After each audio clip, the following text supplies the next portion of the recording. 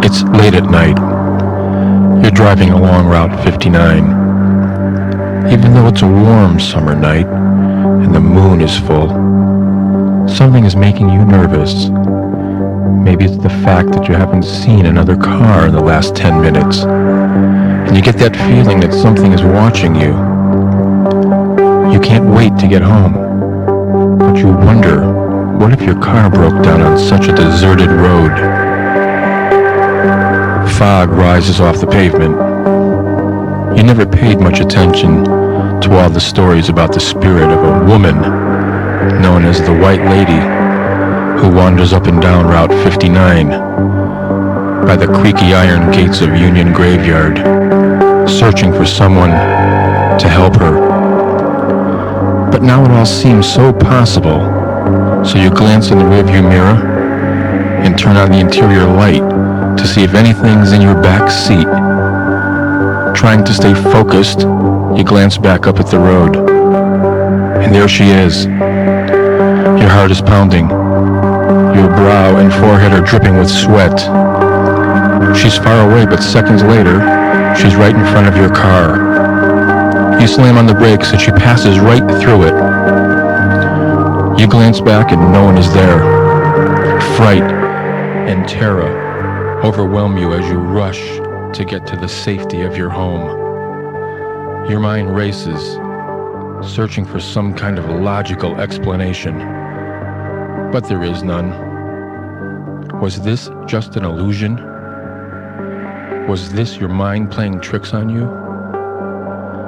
For many people, this experience was a reality, which changed their way of thinking forever.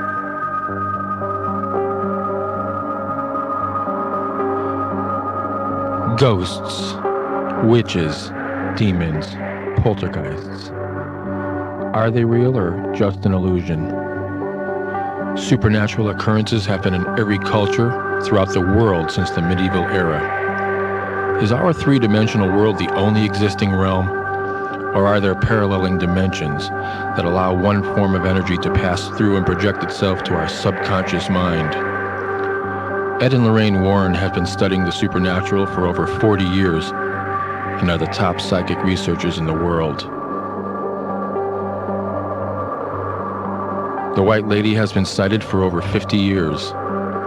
She has been seen by numerous people and is still sighted today. You will now hear the actual interviews with the victims who have encountered the ghost of the White Lady by the world's leading experts in demonology, Ed and Lorraine Warren. My name is Tony Sparrow. The Warrens had heard many stories of the ghost of the White Lady, and they decided it was time to start researching and investigating the area to find out more information on the ghost that roams the neighborhood. One of the first leads they found was a sighting seen by two men when they were young boys. Frank and Bo Barberi lived in a house behind Union Cemetery as they were growing up and saw a white lady floating amongst the tombstones in the graveyard. Frank Barberi is a retired Connecticut state trooper. Now you will hear the actual interviews between the Warrens and the Barberis. What things have you ever experienced? Well, we used to live in the house on Sport Hill Road, the first house north of the cemetery. And at that time it was all farmland around there, so there were none of those trees and bushes, and you could see all over the area. We had a very good view of that cemetery from our house. Right. At any time of day or night. And as kids, we used to play there. We used to play in the cemetery, and we played all over the area because it was before TV, so all you did is play outside and play cowboys and Indians. Right. Right. And so we were very familiar with the cemetery and not afraid of it or anything. But one night we were out. It must have been a warmer night. I don't remember anything about it or how old we were, but we were still young enough to have been playing Cowboys and Indians. That was our favorite game at that time.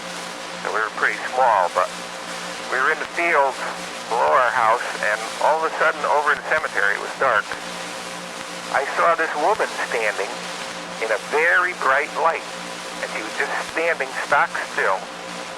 I assume looking at a gravestone. I had the impression she was looking down. I was still quite far from her. I mean, we were at this time probably 200 yards away from her in our own yard. And it was a very bright, eerie type light. I said to my brother, look at that. And we kept standing there looking and saying, why is that woman in the cemetery alone at night?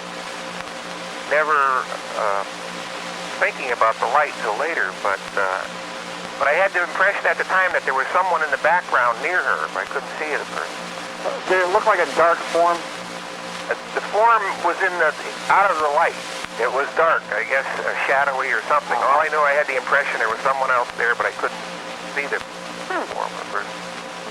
Well, after watching it and talking about it for a few minutes, we ran into our house, and we told our mother and father, and my father poo-pooed it. He wouldn't even get out of the chair with a newspaper, but my mother came out, and it was gone when she got there.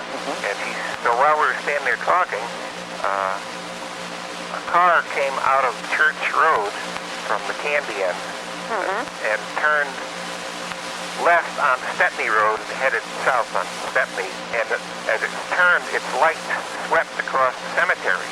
And my mother said, oh, that's what you saw. You saw the headlights of a car sweeping across the cemetery. And we said, no way. That was not the kind of light it was. It was a very white, intense light. Yes. And that was the end of that experience. The one my brother told you about, or will tell you about, is he remembers that one. He was younger than me. He's 2 years younger than I am. He had an experience where he was coming home with a friend one night. I believe he was a teenager then. And the friend led him off by the cemetery to walk up to our house. And that was quite common for us to do at the time. We always walked up. We always told people, oh, don't bother to drive up, I'll walk. And he saw, again, a similar apparition or whatever it was in the cemetery. He could tell you better than I can. Yeah, on that little road, he said, Frank, that goes up there. On that little road. No, right in the cemetery? Right in the cemetery. Yeah. You know that little side road? Yeah, it goes right between the stone pillars. And That's the cemetery. right. Yeah. That's the one. Yeah. He said... I think what you've seen and what your brother's seen, I have on film. Really? Yes. That's amazing. It is amazing. As an investigator of over 40 years in psychic research, can you tell us the first time you heard about the White Lady of Union Graveyard? Well, actually, Tony, I heard about the White Lady, oh my God, it would probably be about 25 years ago.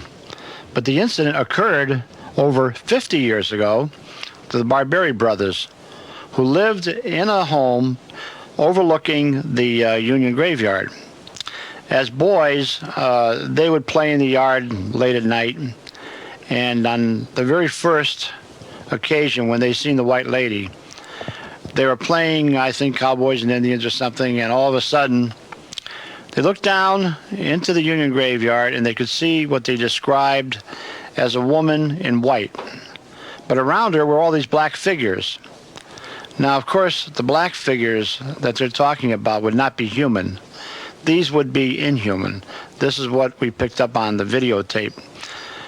The White Lady is a human spirit who I believe is earthbound, very confused, doesn't know what happened to her. I believe she might have been a murder victim. And in fact, I'm almost certain of it because of so many tragedies which have occurred in that area, right now around that graveyard and the Baptist church, the swamp in back of it.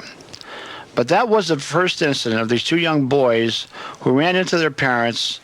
The father was reading the evening newspaper. He didn't want to be bothered. He thought the boys were seeing things. But the mother consoled the two boys, went out with them. But by the time she got out there was nothing there. And then a car came up the road. Now, you're talking, over 50 years ago. So I don't think at that time even they had steel beam lights. And she said, oh, look, it was just a car coming up the road. Now, they lived in a very rural area. Even today it's rural. But at that time, there was only a dirt road leading up to their home, which once was a hotel. It might have even had something to do with the tragedy which led to the death of what we call the White Lady. What do you want to know? Well, I'd like to know any of the experiences that, you had with the cemetery. For instance, your brother told me about the time you were playing and you had seen a woman. Well, I didn't. Okay, I'll start off on page 1. You want to get your tape recorder and put it on? Okay, years ago, I didn't know that my brother, excuse me, I'm a chain smoker. I didn't know that my brother remembered this. I didn't know if he was there or not, but I remember years ago that we had an experience, or I had an experience. There was a woman, and I would say one or possibly two people, but there was a bright light in the cemetery. And she was dressed in a gown with a veil. I got scared and I talked to my mother about this. When I say talk to her, I ran up the stairs because we used to live on the second floor on Sport Hill Road. I know everything about the whole science, everything there. And it was so strange. My mother kind of fluffed it off. Now, I do not remember my brother being there, but I guess he was because he remembered this so close as I do. And it scared the hell out of us. I remember them, it seemed like the thing, whatever was down there, was yelling and hollering. The light seemed like car lights. I won't say automobile lights, but it was a very bright light. But the woman was dressed in a veil and like a gown. I don't know how the hell to describe all this stuff.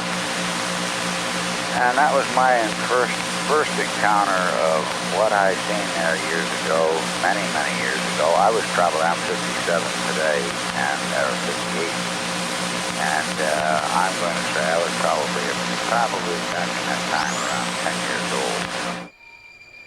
The Barberi brothers' sighting was the first official sighting of the White Lady as far as we know. This occurred over 50 years ago. As the years go by, the color of a ghost seems to fade and change colors. Time as we know it is different than to which a ghost perceives. The White Lady does not realize how much time has passed. This is why she's still around. There have been many sightings similar to the White Lady, and they are usually identified by the color of their luminosity, such as the Green Lady or the Brown Lady. As the research began to unfold, Ed Warren decided it was time to get to the bottom of this White Lady hype. So he packed up his camera and pulled his van into the middle of Union Graveyard and was going to sit there night after night until he saw something. Imagine, you're all alone in the middle of the graveyard. The only sounds you hear are the crickets and the sound of a distant coyote in the deep woods which surround Union Graveyard. And then, close to the Devil's Hour, you hear the whimpering of a woman, and you open your eyes and see many ghost lights flickering in the cemetery. Seconds later, those lights are forming into a figure of a woman. Listen to Ed Warren as he describes that night he encountered the White Lady. I've heard that you yourself had quite an encounter with the White Lady. Can you tell us about that? Well, I heard so much about the White Lady, and I'd seen so many interesting photographs and heard so many recordings. It was on a Sunday night. I was with some of our students from our classes. We went up to Union to see if they could get pictures, but I had hurt my ankle, so I sat in the car and waited for them. Now, this was around 10 o'clock at night.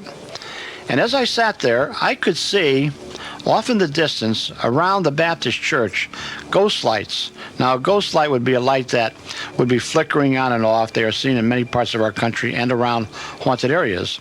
And then they came into the graveyard, and I thought to myself, if all of this activity is going on, I'm going to go into this cemetery and I'm going to stay here night after night until I get something that's concrete, something that's solid. I want some bona fide evidence here that I can get on film. Well, the following night, I left my home at midnight. I took my van, drove it into the middle of the cemetery, opened up the doors, had my camcorder ready. Now again, I could see what we referred to as ghost lights, but nothing was happening. Monday night, Tuesday night, Wednesday, Thursday, Friday, Saturday morning, September 1st at 2:40 in the morning, I was rewarded. As I sat back in my van with the doors wide open, leaning against the window with the couch that I was on, I suddenly heard what I can only describe as a woman whimpering, crying. I picked up the camcorder. I looked outside and I could see dozens and dozens of ghost lights forming about maybe 40 yards away from me. All of a sudden, they went into one big mass and took on the form of a woman. By this time, of course, I was already outside. I had the camcorder up to my eye, but I couldn't see anything. I take the camcorder away and I could see what looked like a woman. I put it back to my eye again and I realized that precious moments were going by. I quickly put the camcorder onto the tripod, which I had already set up, and started to walk toward this figure. I felt, well, if the camcorder picks it up, it'll pick me up too, walking toward her. But remember now, there was no lights in the graveyard except for a light coming from a street light, which was quite a distance away. As I started to walk toward her, she disappeared. I realized at that moment what I was doing was wrong. I know from the sighting of many different ghosts that I've seen all over England, Scotland, the United States, that you stand still, you do not move toward the ghost, or many times for one reason or another, it will just dissipate, disappear, dematerialize. I backed up and it came back into view again. I stood there amazed. Now all of this is taking only seconds. The camcorder's running, I'm watching this, but now we're joined by some other specters. As the white lady came toward me, going through tombstones, and all of a sudden there were these black figures, which I can only describe as poodle-like images, like a black poodle, jumping up against her and trying to force her toward Route 59 away from me. Now, what were these? Of course, again, I have to say that they were the very same type of spirits that the Barberi brothers had seen years ago. But with theirs, they actually heard voices. With these, I didn't. Then, as she was forced by these here specters, which we call wood ghosts, and of course, I believe that these are evil spirits, she was forced to the left of me toward Route 59, a huge figure, a monk-like figure, then came in front of this woman and pushed her right toward 59, and that was the end of it. I looked back and I could see my camcorder was running. I quickly took it apart, raced home with it, woke up my wife Lorraine. We put it on the VCR and were amazed at what we were seeing. We had captured the white lady on video film. That's amazing, Ed. Let me ask you this. Why would the white lady be haunting that kind of a graveyard for over 50 years? Why would she stick around that long? Well, is it the white lady? Is it the same specter that was seen 50 years ago? The way everybody describes her, it is. But you must understand this too. Spirits can take on any form, any image they wish, simply by thinking of what they look like. I believe that it is one and the same woman. But of course, we won't know until some kind of communication is made. And we hope to do that soon. And perhaps in one of our later tapes, you'll hear all about it. Now, does the white lady only appear at Union Graveyard? No, the white lady has been seen actually between three graveyards. One leading from Westport to Easton to Stepney, Monroe. Most of the sightings, though, have been seen at Union Graveyard, where numerous people from all walks of life, even today, are taking incredible psychic photographs of psychic energy, of ghosts. They're getting recordings of ghosts in this graveyard. But she's been seen on Route 59, which goes past Union Graveyard, and then, of course, leads to the Stepney Graveyard, where this ghostly woman was hit by a truck one night during a fire of 3 transformers. A fireman and a police officer who were in that truck were looking for a place to put up some horses to stop the traffic. But earlier, 3 transformers had started burning. Now, I believe what happened here was that when the fireman who was driving the truck was looking for a place to park, suddenly the officer, the police officer in the car, yelled at him, "Glenn, stop the truck." Now, what he was telling him to do is to stop this truck because he had seen a woman who he described as white, all in white, standing in the middle of the road. But before Glenn could do that, they hit the woman. He looked up and could see the woman in the middle of the road, and he thought it was a nun. Now, this is in front of the Stepney graveyard, which also has next to it Our Lady of the Rosary Chapel and then a convent and the rectory. Now, they thought that a nun had come out because of all the excitement of the transformers burning. And when they hit her, she actually went backwards and then came forward almost up to the front of the hood and then went back onto the ground again. Well, they got out of the truck. Naturally, they were all shook up. They're looking around under the truck and back of the truck, in front of the truck. No woman. But there was also another lady in a car following their truck who was out of her car by this time, yelling her head off. What's the matter with you? Couldn't you see that lady? Couldn't you see her? So the fireman looks back at the woman and says, there is no lady. There's no body. There's nothing. Well, I understand that they looked around 25 yards all over the place, couldn't find anything, anyone, no lady. So that was the incident which occurred at Stepney Graveyard, which of course we believe to be the White Lady again. Listen now to the interview between Glenn Pinnell, a volunteer firefighter, and myself as he recounts his eerie encounter with the White Lady. Glenn, can you tell me about that night you had the encounter with the White Lady? I was on duty that night, and we got a call to come in that some transformers had blown up next door to the cemetery. I had a police officer with me in the truck, and as soon as we got towards the cemetery, I was looking, side to side real quick on where to block off the road, when all of a sudden the police officer screamed, look out. And I looked in front of me, and there was a woman standing right in the middle of the road, all dressed in white, and I slammed on the brakes, and I couldn't stop in time. And when I hit her, she came over the hood of the truck and fell back onto the ground.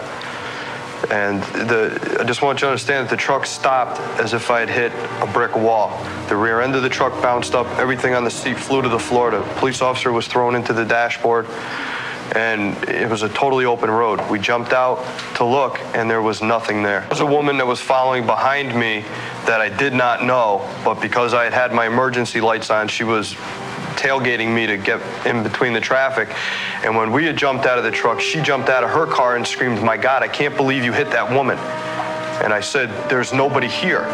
And she ran to the front of the truck and she looked around and she got so frightened she jumped back in her car and pulled around my truck and took off. And we've yet to have her even contact us. We have no idea who she was. There was a church next door to that cemetery, and I had felt that I had hit a nun, because there are nuns that live in that church, and I thought maybe one had wandered out into the road to see what the commotion was.